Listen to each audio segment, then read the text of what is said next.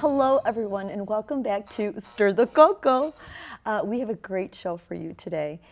We have Amy Bessolo. She's a landscape architect, and we can't wait to hear about this amazing information she has. And remember to follow us and subscribe on Stir the Coco YouTube and here at BCTV. Amy, welcome to the program. Thank you. I'm happy to be here. Well, Amy, first of all, lead us into the journey that led you to become a landscape architect. All right. Basically, I'd just say as a kid, just growing up, I always was someone who was drawing and creating and I was a project kid for sure. Wonderful. So I think I always knew I was going to do something with art related. But eventually, when I got to college years, I entered Michigan State as a no preference major because I really still had no idea what I wanted to do. And it was a counselor actually that said, okay, you got to pick something. Oh, no. So I just picked some things in marketing and in advertising, and landscape architecture popped up as something creative. And I ended up taking a graphics class, and I loved it. And basically just from there on, I got hooked and continued through the program, which is kind of a fluke, but... Yes, well, how things happen. Yeah. That is wonderful. So did you always like being in the outdoors also? Oh, sure, Was that sure. something- But I wasn't a big gardener. You weren't? I was Okay. not, no, Right. which is interesting. I learned that along the way. That's wonderful. That's exciting. Well, Yeah. we can't wait to hear all the wonderful things that you've done. So why do people instantly feel calmer or more peaceful when they are in an outdoor space? What is the science behind that? Well, I'm not a scientist. Yes. But I, just from experience and then lots of reading, of course, there's all kinds of psychology behind the fact that nature in general promotes good health, well-being, mental, both physical and mental. And the whole thing about basically plants, of course, they create oxygen for spaces. So indoors, you're bringing in something that helps your environment detoxify and add oxygen to your space. We did a lot of interesting stuff on that in the wintertime, just about houseplants. Oh, yes. Which is Tell totally us- related. It's unrelated, but related, right? It's still Yes. plant material, but on the inside. So especially in winter months, it's great to bring something in. What do you recommend to have? Is there a specific plant that we all should be having, especially in Michigan? Right. Well, on the indoors, you mean? Yes, yes. There's a whole wide list of plants, but I brought one today. There's one right next to you. It's okay. a snake plant, actually. Oh, tell us about And this that's a one. great one for the bedroom. Okay. We have a really big one in our bedroom, and it's a great for oxygen and air purification. So Does it need a lot of light? no, and the great thing about it, it will like light for Yes. sure. You can't put it in a dark, shady corner, but Okay. as long as you have some light, the best thing about it is you can neglect it. And I spend a lot of time outdoors, and I must admit I'm not the best at taking care of my inside plants, but this one can take a little neglect. So Oh my gosh, that's easy care. great. Well, thank you for that tip. Yeah. So the snake plant. Snake plant. And there's Okay. all different varieties. That one happens Oh. to have a gold tip. There's some with Okay. white tips, some darker green, some much bigger. So Okay. it's kind And of a how often fun do you have to plant. water it? Not that often. Not that often. Every couple of weeks. Okay. Yeah. So they're, oh, well, Yeah. hey, thanks for coming on the show, plant. Okay, wonderful. Well, then tell us, now let's go to the outside. So what is one thing that's secretly ruining people's backyard and it's making it just not such a calming space? What do you see? Because I know you have a lot of projects. So what do you see? Right. Well, one thing that comes to mind when you ask that question, because I could go a lot of avenues on that. Okay. But one was basically a lot of times people will go shopping, they'll be out, they buy something, they bring it home, and they think, oh, what the heck do I do? Where do I put this? I love this plant, but I really know nothing about it. They'll put it in the ground. It may be in the wrong place. It might be the wrong thing. And eventually they don't have success with that plant just because they didn't either get the education where they purchased it or they just loved it and may have neglected. They didn't have a plan. Yes, So okay. I think that's where I come in a lot of times. Yes, is yeah, People will call and say, hey, can you come check out my yard? Like point out things that I could do better. And if you have some kind of, and it doesn't have to be a formal, big, fancy master plan. I think just an idea of a big picture goal. Then That's then important. the things you add to that, you're accumulating a big picture end result, right? So. I like that. And that's in most things in life, right? It's good to So kind of have a true. little master plan. We try to true. keep to it. Yeah. Why are a lot of people now currently gravitating to green spaces, to nature? Why? I feel like we hear about this a lot more lately. Why is that happening? I think there's a big need. We're really hooked into our technology, right? Yes. And a lot of people just, time flies by and you didn't realize that you've been sitting at your desk for 8 hours, or you haven't taken the time for yourself to get out into the nature and outdoors. So when we design spaces, I've witnessed it firsthand. Really? Tell us about a specific scenario where you've witnessed that. Particular project, backyard, absolutely nothing really there. It was a renovated home, and they wanted to recreate an Italian escape. Oh. So they had all kinds of inspiration. They were big travelers. They showed me all kinds of pictures. And we came up with this plan, and it included a pergola, it included a fireplace-like area, a nice, really long sitting space, and then particular plants that kind of duplicated the feel of Italian look. And boy, and there was a lot of hardscape as well, paving, a fountain, like the whole thing. I think that's part of the experience. You know, it's sound, it's visual, it's touching, you know, it's all the senses. So, really, it was really cool. It was really, so you brought Italy to their yard. We did, and the result, I mean, they just have this space that they, still to this day, years later, they still call me and say, hey, did you know, look at what you did. Oh my gosh, so you're changing lives, and that's wonderful. And I think those spaces, I mean, they bring people together, and obviously that's also good for the brain, right? It's creating community. Yeah. So you're doing a lot for people. And it's cool. And it's not just me. I have such an amazing team.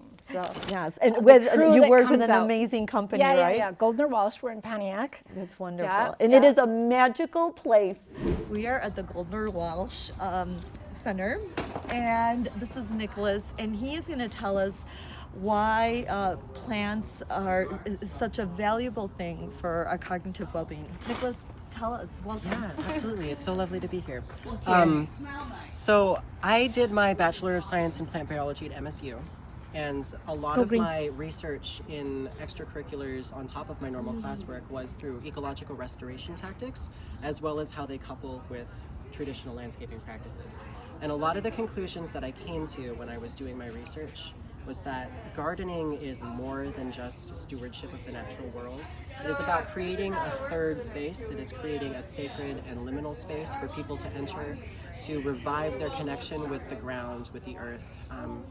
To go into, if you think about labyrinths in English gardens, it's a way to find your center as you're going through this maze of boxwoods. If you think about English rose gardens, it's a way for order to be instilled upon the natural world in the way that we think it should be, but still for humans to go and find peace. And you can also draw parallels from outdoor gardens to houseplants as well. And what I do here at Goldner Walsh is primarily work with the tropicals these days. So the tropical plants bring such a good, not only physical health aspect to your home and your room, but they also increase your mood. And there have been numerous studies that have been shown to talk about the health of just the serotonin levels increase. You start breathing better, your room gets cleaner because it's that's shocking. That's great. Tell us about that. Yeah. So houseplant can actually change our mood and our environment. Well, if you think about it, it's like having a pet. Yes. You know? Okay. And you take care of something living, and all of a sudden that changes the entire way that you interact with yourself. And when I started getting, I will call myself a houseplant addict because I have like 175 at home. 175? I have a lot. What's your favorite? What's one of your favorites? Ooh, probably my philodendron melanochrysum. Okay. Why is that one so special? So this is actually a really sweet story. I got it at a nursery that I used to work at in Hazlitt, Michigan when I was doing my Bachelor of Science. And it was a rare philodendron right after the houseplant craze started happening in COVID, right? So I bought the plant because I had my employee discount and I was like, ready to go. You know, it's this big 2-foot long golden black velvet leaf philodendron. Wow, and sounds beautiful. So, a couple years go by, it's doing great, and then I go to India and the thing dies because my housemate didn't take care of it. Enough of it was left that I was able to save a cutting, and I gave it to the first greenhouse that I worked at in Plymouth called Gray's Greenhouse. Okay. And when they changed their business model last summer, they still had it growing in their stock section. And so they were going to be purging a lot of their plants, and I asked them if I could buy it back off of them. And they said, no, just have it. So you got your plant I got back. my plant Okay, back. And that now is a special story. it's 4 feet tall, and the leaves are this long, and it is just everything to me. Oh my, okay, this story is so powerful. It was meant to be. Wow, that's incredible. Yeah, it really is like having a pet. It's about having living. something that you care for and something that Wow. you invest your time and your energy, and it rewards you with growth, with flowers, with letting yourself center yourself. And it doesn't come with, the stress about making it through bills and stuff. Because you don't have to buy food for a plant. Oh my You don't gosh. have to buy People don't litter think for a about plant. that. All you Yes. need is water, light, and love. And love. Oh my gosh. And what you give to the plant in love, I feel it triples for you.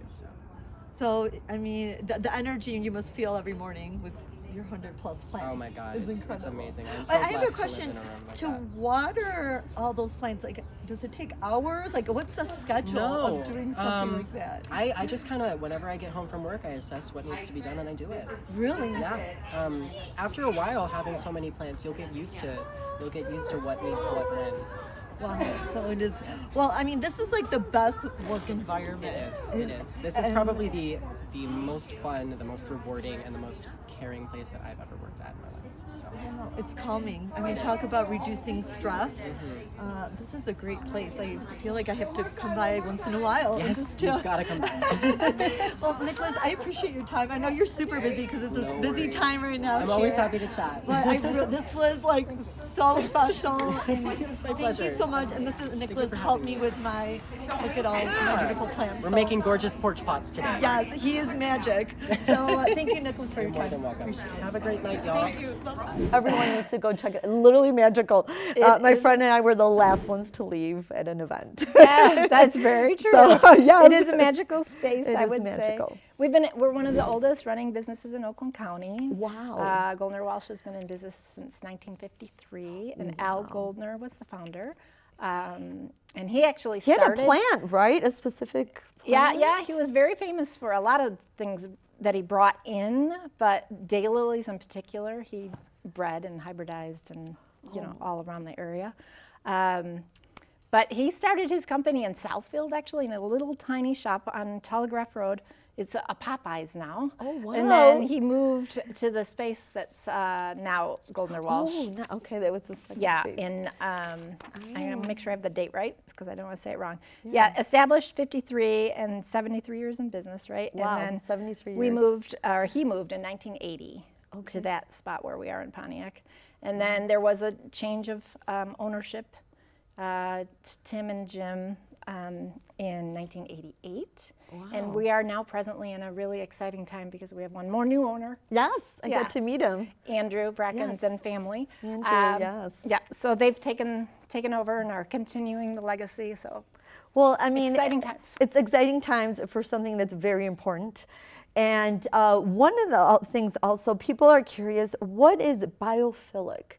You hear that. What does that word mean, and what is it all about? We see it in workspaces. it's so true. Tell us about It's it. super popular. I feel like it's popping up in a lot of different avenues. Yes. The root, what that means, the bios is basically the Greek word, and I want to make sure I say it properly because I don't want to mess it up. Yes. But it's basically love of life. So the life is the bios, and then philic is love of, basically in Greek. So it's your love of life. So we're creating, and people are creating in design, this connection, to nature. And it's popped up in so many interesting ways, I feel like, psychologically, design-wise. Yes. There's so many architects that are grasping and using that, like it's patterns, it's sound, it's light, how much light you get into a space.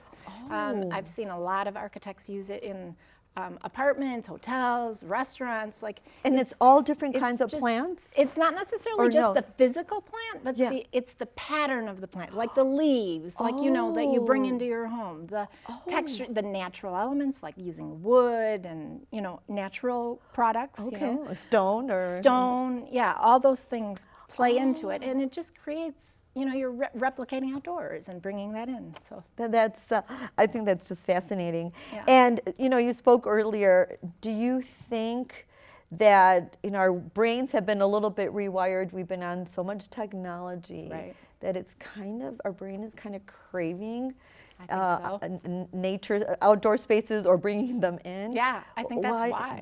Tell me. I Yes. really think that's why, because people are missing that in their life. That's our history. So just coming back to nature, right?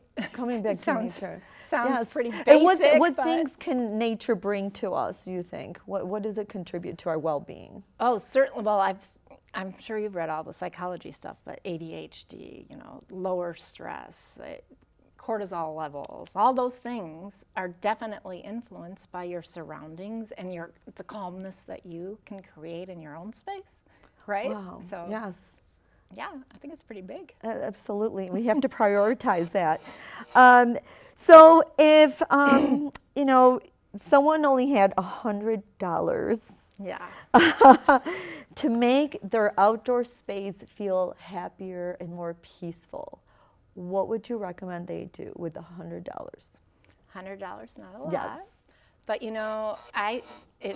you came to that event, Container and Cocktails. I think that containers in a space, when I say container, I'm Yeah, talking tell about a us. pot. Okay. So I brought So this one here's- today. yeah, This is tell just us a about little this table one. topper, right? And it's just succulents. But this is not inexpensive. It's not big, but this is way under $100. Yes. We can create little gardens in portable, pots, Yes. which we can place on outdoor key places, like our front door or on our patio or next to our grill. Like by the grill, you're going to do herbs and, Oh, maybe yes. lavender to keep the mosquitoes away, things like that. good So tip. you can apply a lot of these things in a small space, and it's like a little garden, really. And I think that brings a lot of joy. Absolutely. I mean, I loved making mine, and the creative aspect too. Like what am I going to pick? And Right. creating your own. So piece many of art. choices. I know, it's great. And we also have another little friend here. Tell me about this plant, and I'm going to grab it so they can see it on camera. I think I stuck a tag in there. Oh, okay. Yeah. Yes. This particular one actually it's a succulent mangrove. Okay. Nothing really particular, beautiful. but just the Purpley. idea that it's succulent. It's and again, similar to It's this, kind of- easy care, but it adds some fun. Just a little pot, even with one plant, brings, a little bit of nature indoors, And- your sunny window or whatever, or on your back patio or wherever. I just So it think doesn't have to be complicated. Then. doesn't have to be big and complicated at all. So if there's people that live in cities and they kind of struggle having a green space, what do you recommend? How can they bring the outdoors in? Well, I would start researching this biophilic idea. Okay. Because you can repeat, let's say, I have a cousin who lives in Chicago. Yes, tell us. Downtown, beautiful home apartment. But she has put up, I thought it was really cool, like this big floral wallpaper. Like people don't use wallpaper that much anymore. It's like, Yes. what is that? But it is so calming. It's a beautiful, beautiful print. So it's just bringing in the flowers Even make just people happy, images. right? Yeah. So just bringing that into your indoor space makes a big difference, along with regular plants. But there's, patterning, like we said, and the flooring, and maybe you have a little water feature, like a little bubbler or something on your patio. Yeah, the sound of water. I love sound that is sound really of nice. water. Yeah. So there's a lot of ways to do that. And also, when you're in the city, you just have to make sure to make the effort to go to. There's so many great places to visit that are gardens or of the biophilic nature, That's They're- true. Yes. Just have to make the effort to get there. Absolutely. Yes. And there are some beautiful nature centers and Right. that, especially in Right. Chicago. Yeah. Well, we have a tradition here Yeah. where we grab la manzana, which means the apple, and there's a fun little spontaneous question. Oh, fun. Okay. So here we Love go, it. Amy. Are you ready? Ready. So La Manzana, let's see what we have for Amy. Okay, here's your question, Amy. What is the single most important design element we can add to a space that triggers neuroplasticity and shares off cognitive decline? So the single most important design element. Since you are our landscape architect, what would In an you... outdoor space? Would you In say, it, or what did we in or say an on indoor here? To a space. Any- Okay, any any space. space. So you can either or both.